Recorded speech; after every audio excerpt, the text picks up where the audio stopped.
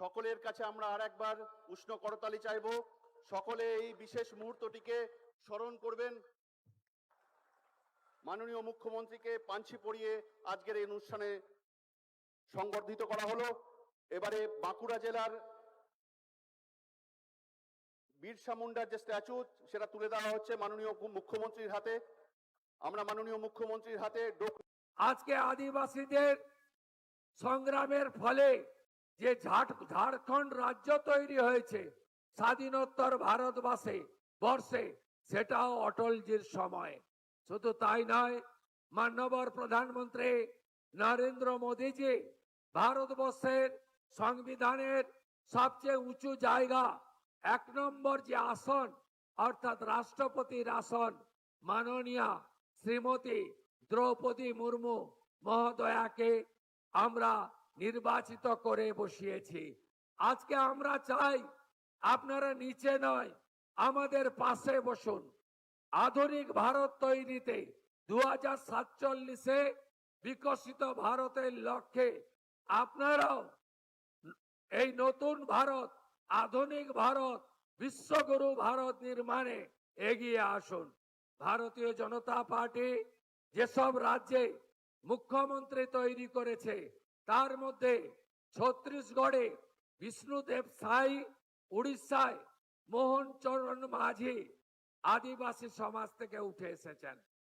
আমাদের যে বর্তমান মন্ত্রিসভা, এই মন্ত্রিসভাতে আপনারা দেখবেন ক্ষুদিরাম টুডু মহোদয়, জুয়েল মুর্মু মহোদয়, বিশাল লামা মহোদয়, একাধিক আদিবাসী নেতাকে আমরা মন্ত্রী করেছি, গুরুত্বপূর্ণ দায়িত্ব দিয়েছি যাতে আপনাদের অর্থনীতি উন্নয়ন অধিকার প্রতিষ্ঠিত হয়। আপনারা নিশ্চিত থাকুন, পশ্চিমবঙ্গ সরকার এই রাজ্যের আদিবাসীদের কল্যাণে, মূলবাসীদের কল্যাণে অঙ্গীকারবদ্ধ। তাদের ভাষা, তাদের সংস্কৃতি, তাদের উপাসনা স্থান, তাদের উন্নয়ন, তাদের সংরক্ষণ, আমরা এই অধিকার আমরা অক্ষরে অক্ষরে পালন করব। বিগত সরকারের আমলে আপনাদের এখানে অনেক কর্মসূচি পালন করা হয়নি। রেসিডেন্সিয়াল একলব্য স্কুল প্রধানমন্ত্রী আরো 9টা করতে চেয়েছিলেন। আগের যে তৃণমূলের সরকার জমি দেয়নি, বাধা দিয়েছে। তারা দ্রৌপদী মুর্মু মহোদয়াকে পর্যন্ত অপমান করেছে, আপনারা জানেন। আমি আনন্দের সঙ্গে আপনাদের কাছে ঘোষণা করতে চাই যে আমরা ভারত সরকারের ধরতি আবা জনজাতীয় গ্রামীণ উৎকর্ষ অভিযান, এই অভিযানে এই সরকার ইতিমধ্যে অন্তর্ভুক্ত হয়েছে।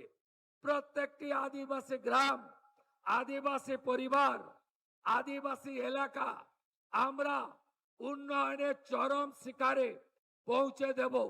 এর জন্য শ্রেণীকক্ষ নির্মাণ, ছাত্রাবাসের সংস্কার, বিদ্যালয়গুলিতে বহুমুখী ইনডোর স্টেডিয়াম স্থাপন, এছাড়াও মানব প্রাণী সংঘাত কমিয়ে মানুষের জীবন রক্ষা উদ্দেশ্যে আর্লি ওয়ার্নিং সিস্টেম চালু করার প্রস্তাব রয়েছে।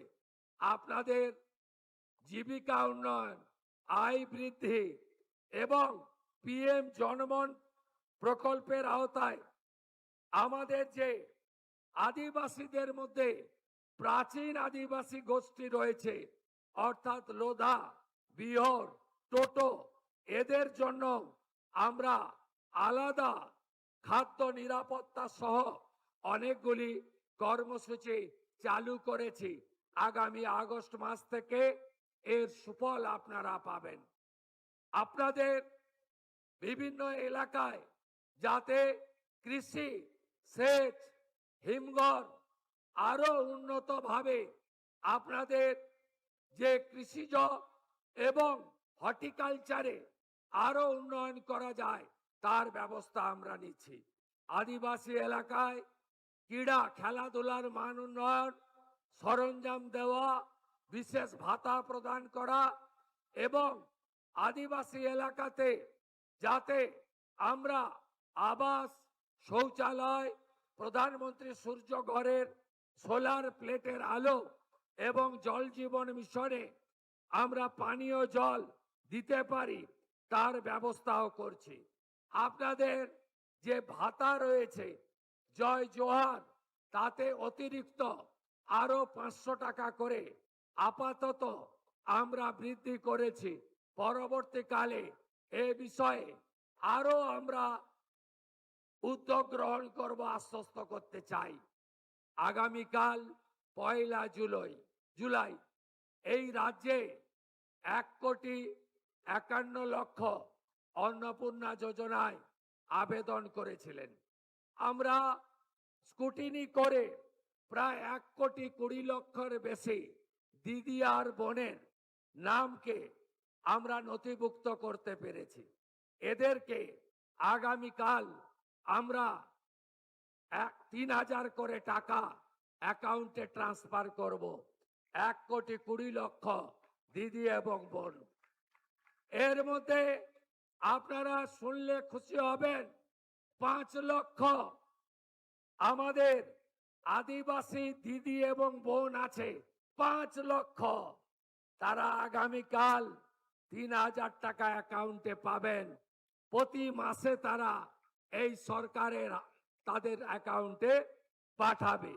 লোকপ্রসাদ শিল্পী ভাতা বৃদ্ধি সহ আপনাদের বিভিন্ন গাঁওতাগুলিকে আমাদের বাদ্যযন্ত্র এবং সাংস্কৃতিক চেতনাকে আরো এগিয়ে নিয়ে যাওয়ার জন্য আমরা উদ্যোগ গ্রহণ করেছি।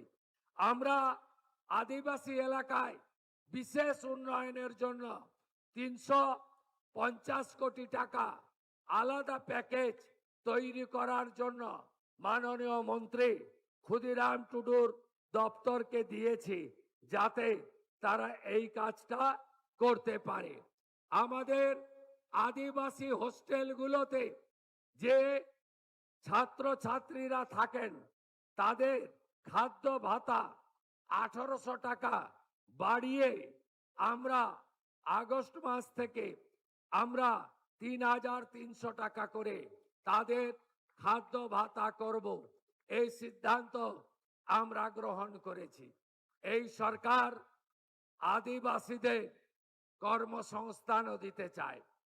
এই সরকার আদিবাসীদের যে সংরক্ষণ রয়েছে, বিগত সরকার আপনাদেরকে সংরক্ষণ দেয়নি, কেড়ে নিয়েছিল অধিকার। কারণ তারা পার্মানেন্ট চাকরি দিত না, কন্ট্রাকচুয়াল চাকরি দিত। আপনারা তাকিয়ে দেখবেন যত কন্ট্রাকচুয়াল চাকরি দিয়েছে সেখানে শিডিউল কাস্ট এবং শিডিউল ট্রাইবের সংরক্ষণ নীতি মানা হয়নি। শুধু তাই নয়, এই রাজ্যে হাজার হাজার ভুয়া এসটি সার্টিফিকেট দেওয়া হয়েছে। এসটি সার্টিফিকেট দেওয়া হয়েছে। আমাদের মন্ত্রী এবং দপ্তর প্রত্যেকটা ভুয়া এসটি সার্টিফিকেটের বিরুদ্ধে তদন্ত করছে এবং দোষী সাব্যস্ত হলে যিনি সার্টিফিকেট দিয়েছেন আর যিনি নিয়েছেন দুজনকেই জেলে পাঠানো হবে। আদিবাসীদের